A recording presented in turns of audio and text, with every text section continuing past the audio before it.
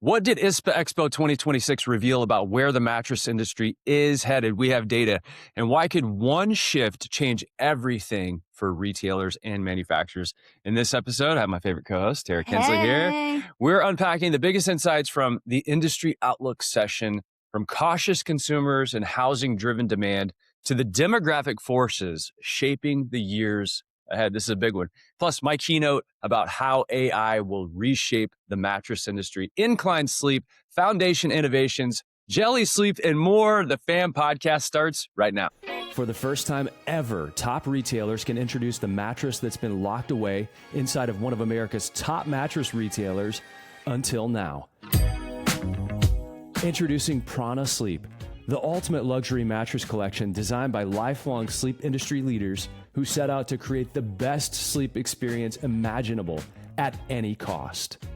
Born from decades of industry expertise and real-world retail feedback, Prana Sleep doesn't just sell mattresses, it sells satisfaction, loyalty, and premium performance. Now, Prana Sleep is awarding these unparalleled products to a select group of top-tier retailers. Proudly made in the USA, Prana Sleep mattresses are handcrafted in private factories by top-tier craftspeople, ensuring exceptional quality and detail. What sets Prana Sleep apart? 100% natural materials, luxury latex, and the only machines in the world that quilt latex directly into the top panel for a one-of-a-kind, indulgent feel. Stand out in the marketplace with a mattress line engineered for luxury and crafted for those who demand the best. Your competition will hate selling against Prana Sleep because nothing compares. Prana Sleep, bring the secret to success into your stores today. Go to pranasleep.com now to apply. Comfort without compromise. Leggett & Platt and Elite Comfort Solutions believe better sleep begins with better engineering.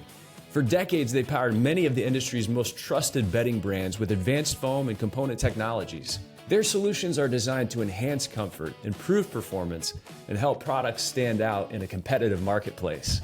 Today, they're expanding that partnership, working directly with retailers to develop high-performance private label brands built on differentiated comfort technologies and supported by strategic marketing solutions. From product design to brand storytelling, they help their partners win. Leggett & Platt and Elite Comfort Solutions. Smarter comfort, stronger brands, success built together.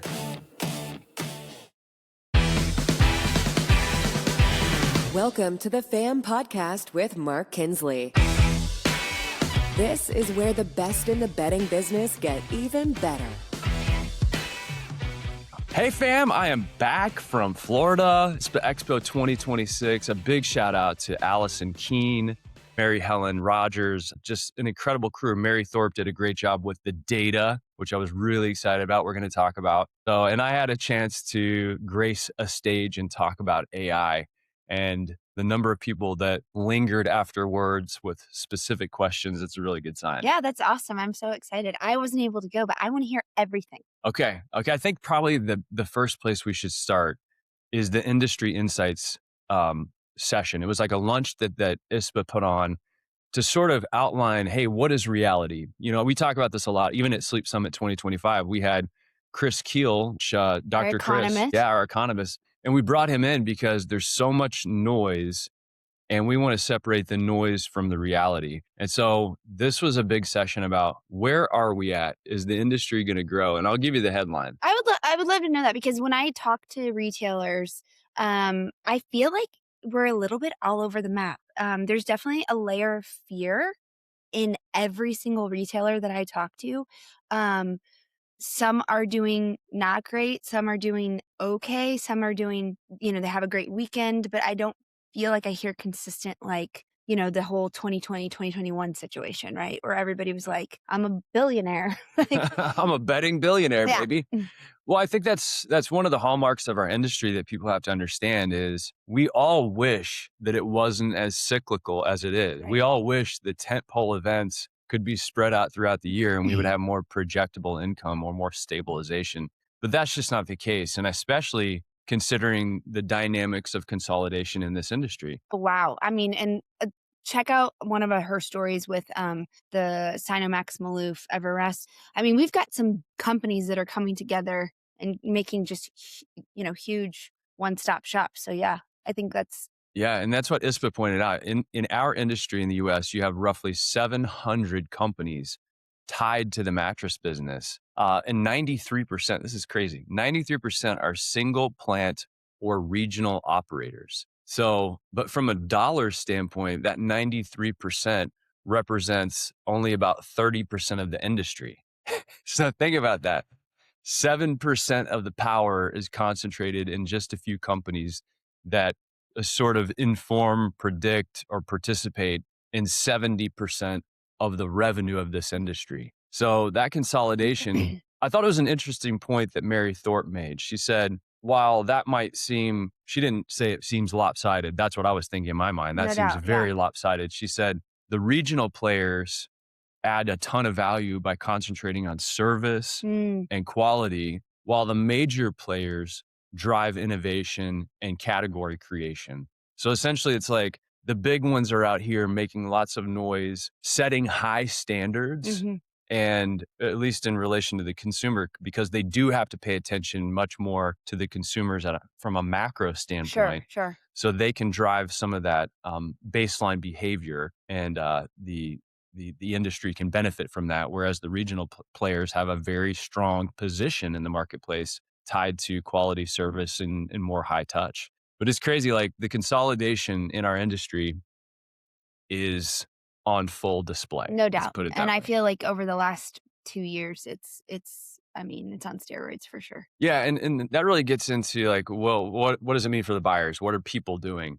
And it was really great to be able to. There's a group called Industry Insights, and the president of the company, Scott, was there talking about, hey, we follow the macroeconomic trends. We dig into the data. We are research nerds, and buyers right now are spending, but they're very cautious with their spending, especially about large purchases like Mhm. mattresses. Yeah. These are things that they can delay. These are things they can put under the consideration microscope. And, one of the things that he also noted, and we talked about this for years, it's almost become like a throwaway answer. Housing drives our category. Yeah, okay, you can say it's a throwaway answer, but I think right now, I mean, I know interest rates have dropped a skosh, but over the last, 2 to 3 years, I mean, we're seeing interest rates that I have never seen in my lifetime.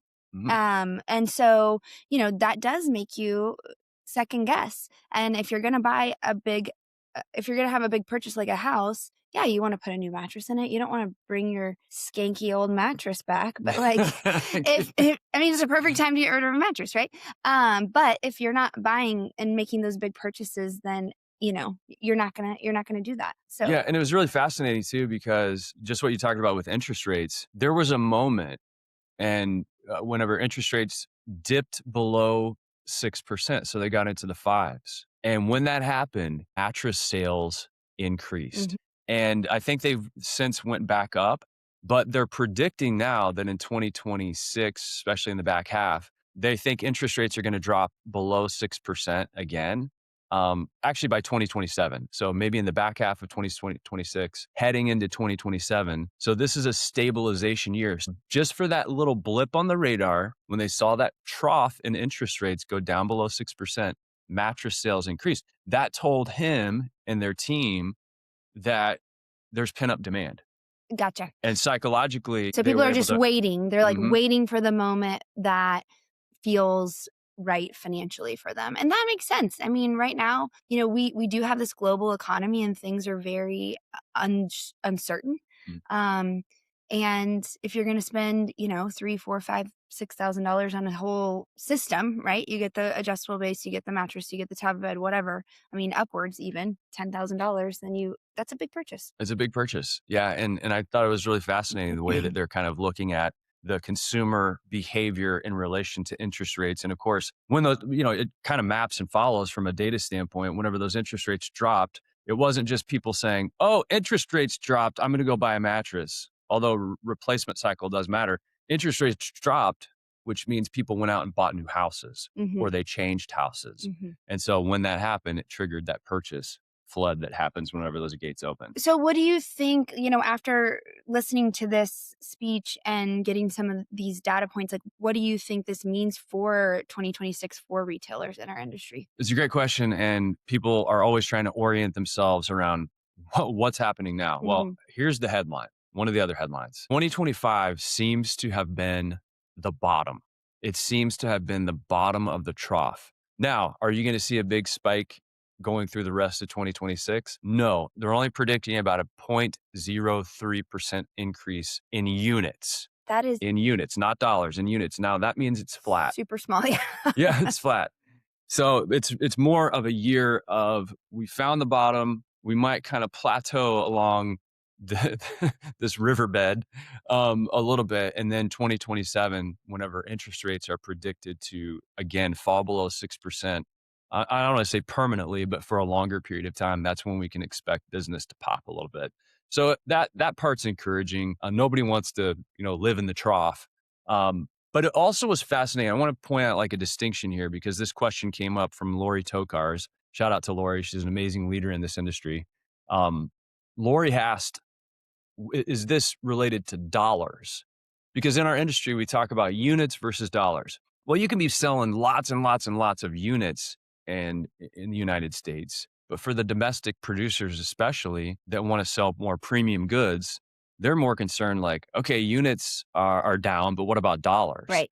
And dollars being up in relation to units a lot of times indicates that we're selling more premium goods. Right. And everybody knows, we've talked about it for many years, this race to the bottom and trying to get out of the race to the bottom. Because if you look at imports, if you look at Amazon, if you look at trying to beat those prices, you ain't going to do it. Right. I think that's interesting that you bring this up. One retailer specifically, and I won't name any names, but come on, please tell me. Who was it? Come on, tell me. I want to know. I don't know if they want me to say the story out loud. So let's just say this general retailer that I know. They recently kind of changed one of their stores and went from more of a discount oriented store to a higher end upscale store. And they were crushing it. They were doing better. And like, that's a scary thing to do, to go from having a 50, 60, 70% margin on a mattress to having a much smaller margin on a mattress, but actually making more money. It's a risk. I think lots of data is talking about that, not just in the mattress industry, in the car industry, people are buying $100,000 plus cars. They're not buying $40,000, $50,000 car. You know what I mean? It's across the board. People with money are spending the money. Yeah, that's right. And it is a scary thing for people to do, to be able to go up market. But whenever it comes to making a considered purchase, people want to go into a store. They want to touch and feel. Now, does shopping start online? Yeah, 100% it starts online. And they even pointed that out in the research. Like, people are going to start online. But I love the idea, though, when people do get out of that race to the bottom, they're able to say to themselves, I sold one of those today, but I had to sell 10 of those down in the dirt. So now I have one customer to deal with. I made the same amount of money and I can create a higher touch experience. And that's what really matters, is your time spent with your customers, the face-to-face, the high touch, and making an experience that people want to walk away and talk about. Yeah. And I think going back to something that you said earlier, these big conglomerates have the advantage with advancing technology and trying new things and, really being able to see like what the mass consumer base wants, needs, is looking for. But people who are boots on the ground, these retailers who are in their communities, they have the opportunity, and they really do, I think, need to focus. And we've spoken with a lot of retailers about this, on their hospitality, on creating consumer experiences that are unique and surprising and delightful, and really getting out in their community and making a name for themselves. So I think, that's what's differentiating I'm just going to go and look at all these mattresses from like, I'm going to X store because their reputation is impeccable. Yeah, they are famous in their zip code, which we highly encourage. And this feeds right into my AI speech, actually. Yeah. Because I'll go to the very end of the AI speech, which was all about using AI as a toolkit and not a toy. But really, the reason I want people to look at AI so closely, and I want them to know and understand how to use this toolkit, is because when you get rid of the junk that's not high value or that creates friction in your business or that you hate doing, then you can unlock your real superpower, which is being with people. Yeah. It's whether it's being with your customers and creating a high touch experience, being unreasonable in that hospitality, or if it's being with your employees and your management team or even your family. Yep. Because you have to rejuvenate yourself. And, I think many of us do that with our family time and friend time. So that was the end of the speech about AI. But there were a couple kind of like breakthrough moments as I was giving this speech, because every time I talk about AI, which I've been doing since 2022, can you believe that? Yeah, it's awesome. You were there for the first time I taught know. that class to a room full of mattress executives in Vegas. But every time I give it, everything's changed so much. And this time, what I realized is it's really powerful. We're moving from this world where you go and you look at your business problems or opportunities, and a lot of times it's kind of like software based, let's call it. And what happens is you go, okay, I got to go buy the software. I got to learn the software. I got to teach my team the software. And then I have to use the software. And then I have to get everybody to use the software over and over and over again. That's the old way. Buy the software, learn the software, use the software. The new way is describe the outcome you want and it delivers finished work. Right. And I gave this demonstration where I showed people how you could take a mattress brand and get retail ready. Now, retail ready is like a lot of stuff. Right. You have everything from like product photography to website copy, marketing materials, sales materials. What kind of verbiage do you want your sales people to use? How do you want them to describe this? Blah, blah, blah. Yeah. And all the visual stuff, all the sales stuff. So there's a big basket of goods that you need to create. And so I was helping people understand like what tool to use at the right time. And we got them retail ready with an agent. Okay. So here's how first of all, let me back up, put a pin in that for a second. You're getting in the weeds. I know, here. but this is the other important thing, because I got asked this question and I had to clarify my thinking in the moment. When do I use ChatGPT versus something else? And it hit me. You have an assistant and you have a high paid employee. ChatGPT is your assistant that knows you really well. You talk to him or her every day. They've been with you for 30 years. They're going to help you navigate, when to be a thought partner. They kind of know how you think. They can help you work through things and get you nudged in the right direction or take care of small tasks. But that's not your $250,000 a year employee, your top paid executive. Yeah. That's your agent that's going to go out and do website work, research reports, deliver finished presentations with competitive analysis. So that's where I use Manus as my agent and ChatGPT as my assistant.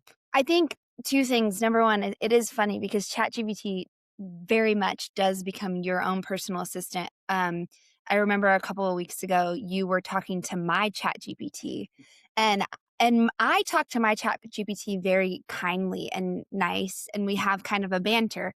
And I'm trying to work on my Spanish, so we work on Spanish every day. Like, we have some conversations. And Mark was speaking pretty gruffly to my ChatGPT, and I'm like, stop talking to my ChatGPT that way, because I want my ChatGPT to be nice back to me. And he is. He's very nice. Yeah, right. The other night you asked him to count to 1 million and he wouldn't do it. He shut you down. He did shut me down. And he's like, I'm going to concentrate on higher value things. I'm like, you need to tell him who's boss. I think that's a thing. But anyway. Well, and look, to be fair, they're robots. They are not. Now, should you treat them with your inputs and your expectations and be clear like you would with a real assistant? Absolutely. But I know it's a robot sometimes. I'm like, no, do what I want. Come on. But I do like the banter. Like, if you talk nicely to it, or you talk in your normal kind of like you would talk to just a normal person, it mimics you, which is really interesting, I think. But the more important point that I wanted to make is, you said you use ChatGPT as your assistant, and then these other programs as your agent. They're your high paid employees.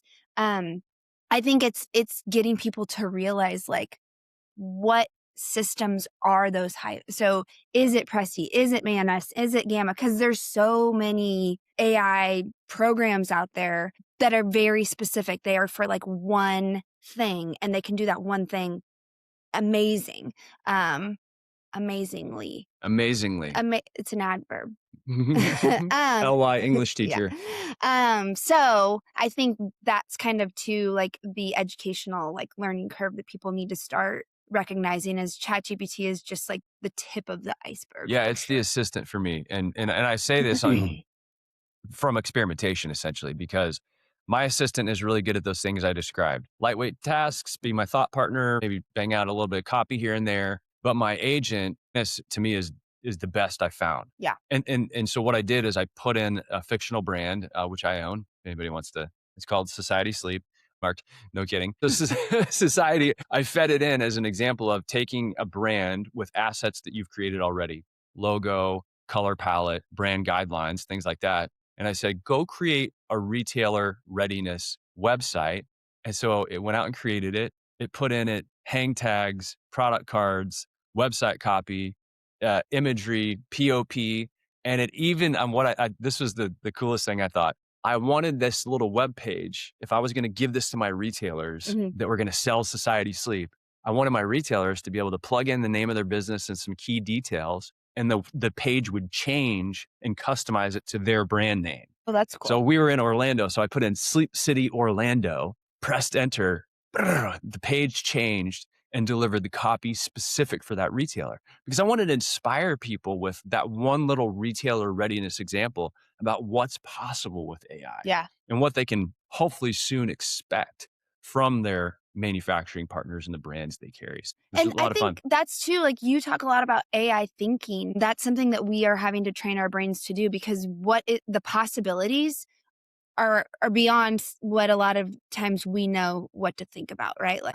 so I think that's something too that people need to kind of start to train their brains to do. This also, I'm glad you said it, because it also came up during like the Q&A afterwards. And it hit me as I was answering this in real time. I kind of laughed and I said, be as lazy as possible. Be, like, in the moment when you're doing something that you hate or feels frustrating, just be like, I wonder if it would do this, and this. If I could wave a magic wand and be the laziest version of myself, I wonder if AI would do it. So I actually encourage people in the moment, be as lazy as possible. And that's the best way to apply AI thinking, because it gets you to go and experiment and ask it questions and see what it will do. And then okay, I can engineer parts and pieces of this away.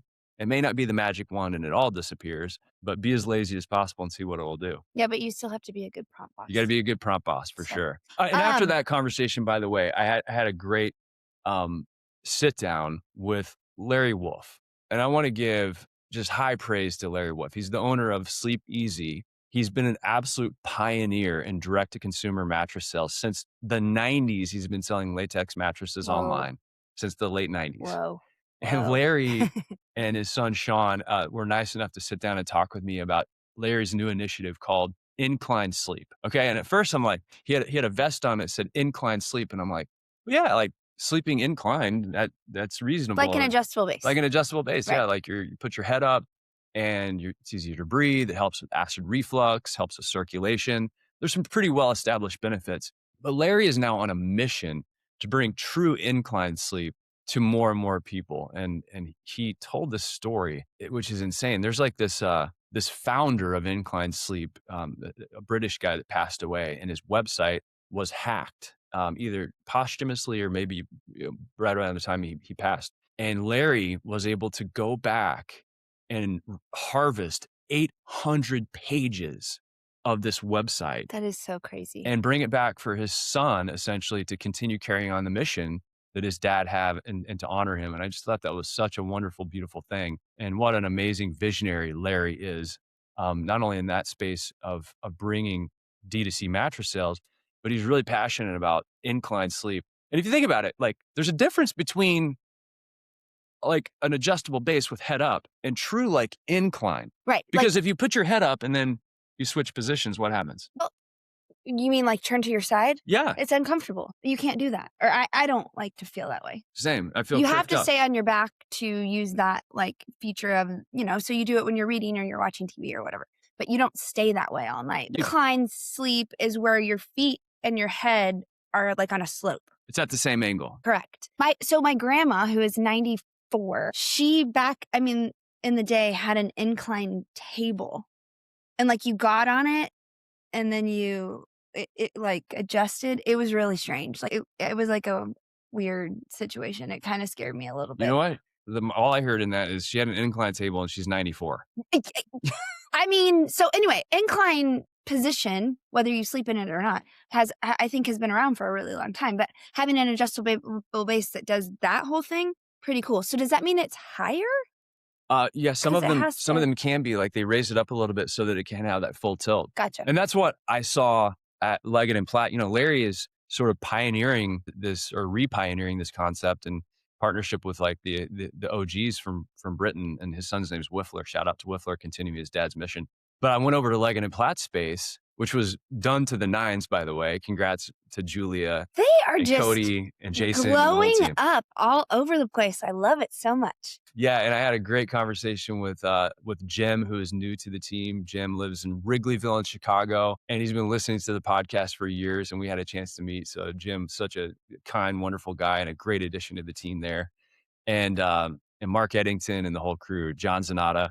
But it was really cool because I got to, Danny Williams gave me a nice demonstration of this Leggett and Platt adjustable base that does the full incline and more. Now, this was to me, okay, I like to look at trends. I like to look at possibilities of where things are going. And when I see Larry Wolf, a visionary in our mattress industry and beyond, and then I see Leggett and Platt creating these products that do different things with different articulation points, I'm like, we are in the middle of trend creation here. Yeah. And this base not only did Incline Sleep, just what we described, like the full platform goes at, up to like a 9-degree angle. Larry recommends about 7 degrees. But here's where it got super strange and really powerful. Danny had me switch over to my side from a back position. And he said, I'm going to make a few adjustments here. And he was looking at me and he's like, how do you feel? I'm like, I feel almost like weightless on my side. The adjustable base had new position points that allowed me to get onto my side, yet activate the adjustable base, and it put it in a place of comfort. I was so blown cool. away. That's cool. Yeah, because in the middle of the night, it's so funny. Like if we start in 0G, we have our remote in between us. When I switch to my side, I always have to flatten it out because it's not comfortable. Mm-hmm. And I don't know, like I was looking underneath the base and I wanted to get a closer look at it. But like I said, you would have to put in new articulation points instead of 2 hinges, one to raise up the foot and one to raise up the head. And so they've done that and it's really fascinating. Now, here's what got even crazier. They're like, flip over to your stomach. And anybody that's been on an adjustable base knows they are not made for the 10% roughly of the population that is a stomach sleeper. Sure. Or if you're like me, I'm a rotisserie sleeper. Put me on the hot dog roller, I'm in the gas station. So I switch over and it was like an upside down concave, but it was sloped like, so imagine your head went down a little bit, like your face went down and there's a lump. Your toes went down. Yeah. It stretched out my lower back and I could breathe just fine. There was like enough space for my head and it felt fantastic. Oh, I love that. I was blown away. I thought, oh, here we go. This is another thing that it's going to be hard to sell. Right. No, this is what I love about the adjustable base category. It's not hard to sell because all you got to do is show it every time. Like Scott Vaughn says, that button that says FLAT, that's spelled wrong. It should say SOLD. I love it. Okay, we have 2 more things to talk about ISPA.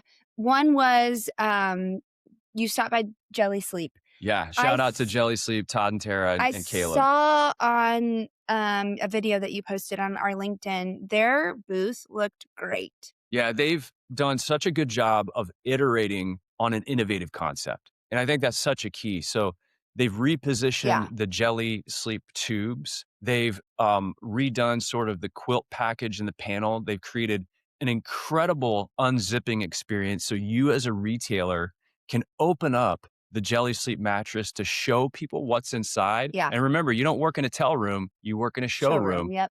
And so Tara and Todd and Caleb were doing such great work there. The product looks beautiful. The product, when you open it up, has these nice layers on the inside so it doesn't look like a raw quilt package or a raw, spring unit on the bottom. There was some non-woven in between, so it's a nice unboxing or unveiling experience. Yeah.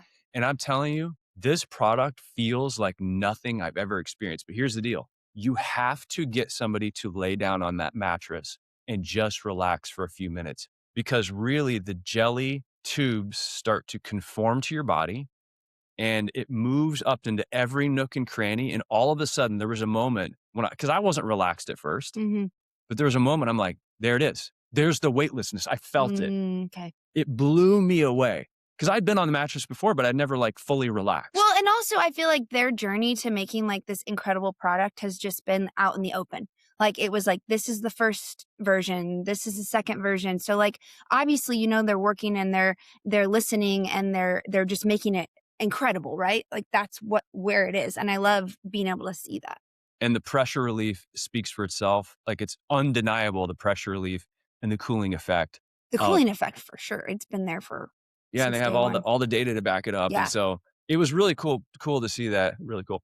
Because not only their journey and a family of innovators and true pioneers, it was also really great to see true innovation on display at ISPA. And I saw it a few times, and Geli Sleep was at the top of that list. The other one I saw that I thought was amazing was Nest. And so if you think about the commoditization of platforms and of box springs in our category, what if they have been commoditized? What if you could take all of the ocean particles and plastics and put it into the foundation, and it was something you could lift with 2 fingers? Oh, I love that. And it's modular, so kings go together. The platform itself can be switched around and put as a headboard, and you can put fabric over the top of it super easy. You can actually build up those platforms with springs and different materials and foams on top, zip it together. And literally, I was laying down on a platform with just a couple inches of material, and it felt like a mattress. It was amazing. So Ilias, thank you so much, and Jan for bringing me over and showing me that product. That was real innovation. And I'll do a full video we'll put up at thefam.com. Go to the brand new thefam.com and subscribe to our newsletter. It's so cool. We've redone the website. Yay. Yeah. I love it. And our friends, they're connected to our friends at Talay Global, which Talay Global had some incredible experimental innovation that they're not ready to talk about yet, but you'll hear it here first on the fam, hopefully. So it brings me to one final point, though. It was great to see innovation, but I want to acknowledge something kind of realistic about our industry right now. In the beginning of the show, we talked about how 93% of the companies are regional or local. But that 7% is super powerful, generating about 70% of the business. Here are the dynamics that creates with innovation. The problem that creates is that anybody that has an innovative product or component that they want to bring to market, they take it to these big companies first, and they get first right of refusal, or they have contracts even that say, hey, we get to see this first. And a lot of that innovation gets shelved. A lot of that innovation gets put into the pipeline for a future maybe. And so we don't get to see as much these days as we used to see. So anybody out there that is innovating, like Todd and Tara, Kevin Kappaman, Jan and Ilias, from Nest, and there were others. Okay, I don't want to leave anybody out, but those were 2 that stood out because you can only make your way around the showroom so many times before you get pulled in and people start pumping you full of beer. Love our industry. But I do want to we do want to highlight more innovation in our industry, and that's why we've launched the FAM Innovation Spotlight. And that's on our website as well. I encourage you to check it out because we are going to start spotlighting and awarding innovation in our industry, real innovation, because we want to keep as much of that off the shelf as possible because that drives our industry. It truly does. And speaking of driving our industry, we're going to drive our industry forward. I only do this about twice a year. You ready for it? Go to thefam.com, click on Learn, and you can sign up for the AI Accelerator Lab. It is one price for your entire company. You can bring everybody, 3 weeks, money back guarantee, and we are going to take you from toy to tool, becoming a true AI practitioner and changing the trajectory of the business that you're in today with the way you think about AI. Because again, we're going to unlock friction finders, and we're going to unlock ways for you to unlock your true superpower, which is being with people. And I'm really excited about this one because we've revamped it. We've revisited some of the things that I think have changed. Have changed in the last 6 months. So it's new, it's different, and I'm excited about this one. And I don't want to be telling tales out of school here, but I will say, Tara, you've done such a great job about not only being nice to your AI, but using it consistently and truly treating it like your assistant. And this is somebody who, by the way, I bought her a watch. Oh my God, I can't believe we're going to tell this story. I bought her a watch, and I thought it was a cool little watch, and I just wanted her to be able to tell time. This is so layered, though. Like, you know how when your husband or your partner or spouse gets you something that like, you're like, how? You don't even know me. Like that was this gift. You're like, you don't even know me. And it was pink. And that was my whole driving force. Yeah, it was like a Garmin watch, but it was pink. And I thought it looked nice. It had a nice band and it was sporty. And it was meant to be just like, hey, being able to take a quick peek at the time. You did not want to use any of the other features. You did not want to use any of the technology. And you were like, I just want a regular watch. The next day you were fine. You understood. I was fine. And I still don't really use the technology piece of it, but I do like it as a But you're using AI and anybody can do this. I really mean that. And if you don't It's true. get on board now, you're going to be behind. But the good news is we're still early. Yeah. The data that I showed at ISPA, 97% of people are using AI poorly. We're going to help you use it very well. So get signed up and be sure to subscribe at thefam.com. There's all kinds of great stuff over there. Also, catch us at Nationwide. That's March 21st through 24th. Catch us at Sleeptronics Open House. I don't think that it's a completely open invitation, but Sleeptronics going to have an amazing open house. That is April 7th through the 10th. And Dream Camp Santa Barbara. So excited about it. The applications and signups close on Monday, the 16th of March. So that's in a couple of days. So No. actually, it's today. Yeah. That's today. So get on it. If you're interested, email, text, call us today. It's been good. Cool. Thanks. Big shout out once again to ISPA, to Allison Keene, to Mary Helen, Mary Thorpe, Carolyn, the whole crew. Just such an amazing job. Appreciate y'all driving the category forward. All right. That's the pod. Bye, fam.